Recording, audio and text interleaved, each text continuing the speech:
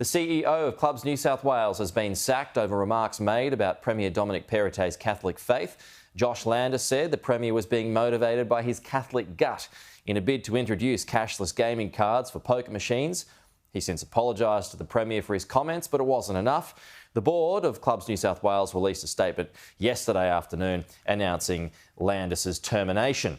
This after a growing number of state MPs have been publicly calling for his sacking. And on this, joining us now is Tim Costello. He's Chief Advocate at the Centre for Gambling Reform. Morning to you, Tim. So does Landis's dismissal clear the way for pokey reform in New South Wales?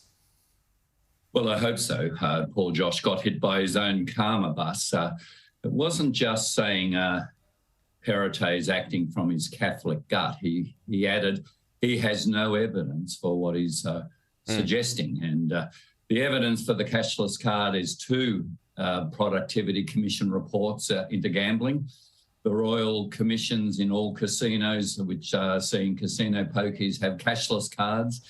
Tasmania introducing it. The Crime Commission in New South Wales, Police Commissioner saying we need this cashless card. So it was the Catholic comment and really the NRA-style propaganda of Clubs New South Wales opposing all the evidence. So now the New South Wales clubs have an opportunity. I think they made the right decision in sacking Josh, but if they don't abandon this opposition to the cashless card, they will go the way of the board directors of Star Casino, Crown Casino. We see what happens when you dig in and run a line that's hurting the community. Tim, who do you think's got the better policy on pokies and gaming out of Perrottet or Mins?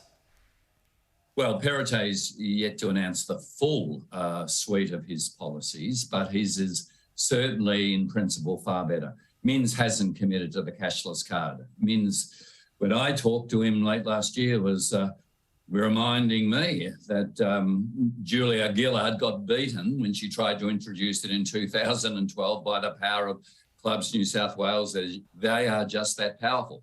Dominic Perrottet has shown absolute unwavering commitment. He refused to sign an MOU with Clubs New South Wales. He said, we will be introducing this mandatory cashless card that gets rid of both the crime and is a tool to help problem gamblers to set a limit. So Perrottet certainly on the big reform is way ahead of Chris Mins. Right. You must be pleased, though, that, it's not a complete withdrawal from gaming. That's never going to happen, but some progress in this space. Look, absolutely. This is why I liken it to the NRA. The Second Amendment, I say, in America gives every American the right to have a ball and musket rifle, not to have a right to semi-automatic rifles. When pokies were 2 shilling coin-operated, one-arm bandits, they didn't do much damage. When they went digital in the 1990s, when you can now load up $10,000 in cash in New South Wales, you can't do that anywhere else on pokies in Australia. They became like the semi-automatic rifles. Billions of dollars of criminal money being laundered, the Crime Commission said, and 62% of all the revenue from pokies coming from people who are addicted or developing a habit. That's just wrong. That's regulation not keeping up with technology, which is why the cashless card since 1999 has been the recommendation to protect us from crime and from harm. Tim Costello, we'll leave it there. Good to see you, though. We'll talk to you again soon.